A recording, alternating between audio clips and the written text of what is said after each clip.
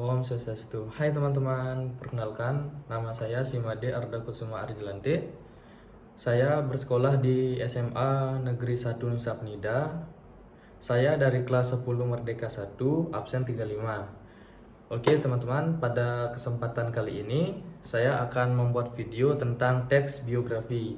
Apakah teman-teman sudah tahu tentang teks biografi? Jika belum, yuk kita sama-sama belajar. Oke teman-teman, kita mulai dari pengertian teks biografi ya. Teks biografi adalah teks yang berisi tentang kisah atau cerita hidup seseorang yang selama hidupnya banyak memiliki nilai yang patut diteladani oleh pembaca. Oke teman-teman, itu dia tadi tentang pengertian dari teks biografi, dan sekarang kita akan masuk ke ciri-ciri teks biografi. Ya, teks biografi ada 3, seperti berikut ini. Oke teman-teman, sekarang kita akan masuk ke struktur teks biografi. Struktur teks biografi ada 3 bagian, yaitu orientasi, peristiwa dan masalah, dan reorientasi. Oke, penjelasannya akan saya sampaikan seperti berikut ini. Oke teman-teman, sekarang kita akan masuk ke bagian orientasi. Orientasi adalah rangkaian yang memuat awalan atau pengenalan tentang tokoh yang diangkat. Pengenalan dari tokoh di awal teks biografi cukup ditulis secara umumnya saja. Sebelum teman-teman menulis orientasi atau pengenalan pada teks biografi, teman-teman perlu menyiapkan informasi tentang nama tokoh, latar belakang keluarga tokoh, riwayat pendidikan, hingga alamat rumah dari tokoh. Kemudian informasi yang telah berhasil diperoleh tersebut dapat ditulis dengan menggunakan gaya penulisan naratif. Kita masuk ke peristiwa dan masalah. Peristiwa dan masalah adalah peristiwa apa saja yang pernah dialami oleh tokoh secara urut.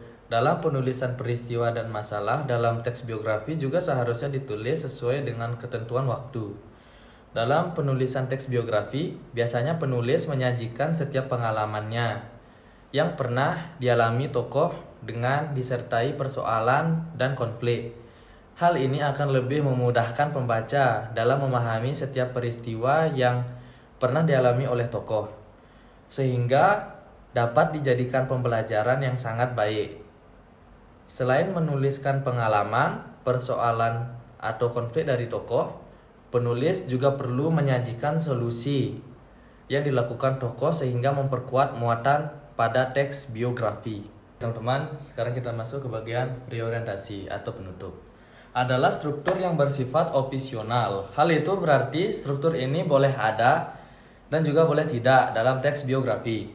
Reorientasi ini biasanya memuat beberapa pendapat dari penulis, mulai dari tanggapan dari penulis terhadap tokoh yang ditulis, dan simpulan dari penulis tentang cerita tokoh. Baik teman-teman, itu dia tadi bagian dari struktur teks biografi. Dan sekarang kita akan masuk ke kebahasaan teks biografi, dan penjelasannya akan saya sampaikan seperti berikut. Teman-teman, kaidah kebahasaan yang pertama adalah kata ganti atau pronomina. Adalah kata ganti orang ketiga tunggal atau biasa disebut dengan pronomina. Ini biasanya dipakai secara bergantian dengan cara menyebutkan nama tokoh atau nama panggilan tokoh yang diangkat. Contoh kata ganti orang ketiga tunggal dalam teks biografi yaitu seperti dia atau ia atau beliau. Kaidah kebahasaan yang kedua yaitu kata kerja tindakan. Penggunaan kata kerja tindakan ini banyak digunakan untuk menjelaskan peristiwa atau tindakan yang dilakukan oleh tokoh yang diangkat. Contoh kata kerja tindakan dalam teks biografi yaitu seperti berjalan, berbicara, belajar, membaca, menulis, dan melempar. Kebahasaan yang ketiga dalam teks biografi adalah kata adjektiva. Penggunaan kata adjektiva banyak digunakan dalam teks biografi untuk memberikan informasi tentang sifat-sifat tokoh secara detail. Contoh kata adjektiva atau sifat untuk menjelaskan karakter tokoh dalam teks biografi yaitu seperti pandai, tekun, ulet, rajin, giat, dan lainnya. Tidak hanya itu, dalam menjelaskan kisah tokoh dalam teks biografi biasanya menggunakan kata kopulatif seperti kata sifat, misalnya seperti adalah atau merupakan. Kebahasaan yang keempat dalam teks biografi yaitu kata kerja pasif. Kata kerja pasif sendiri banyak dipakai penulis untuk menjelaskan peristiwa dan masalah yang dialami tokoh.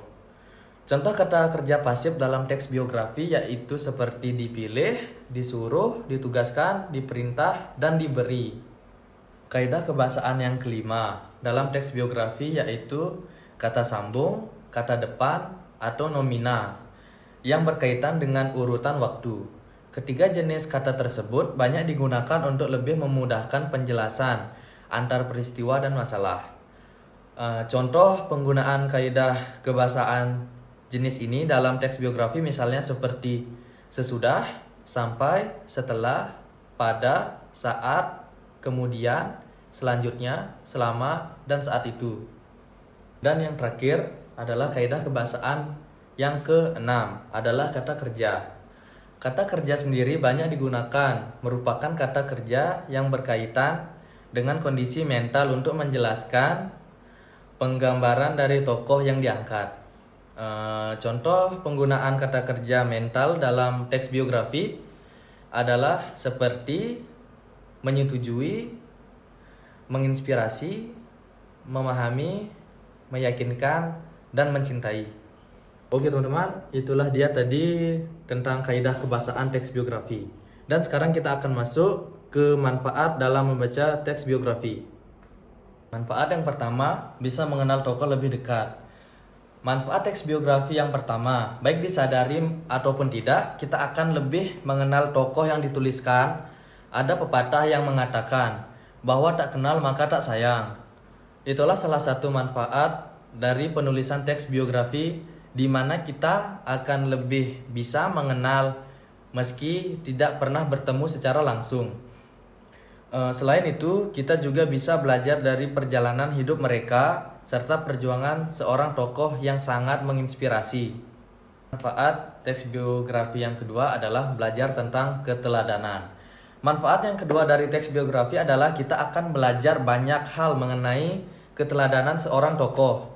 Di dalam teks biografi pasti akan ada poin-poin dan juga keteladanan yang ingin disampaikan kepada para pembacanya.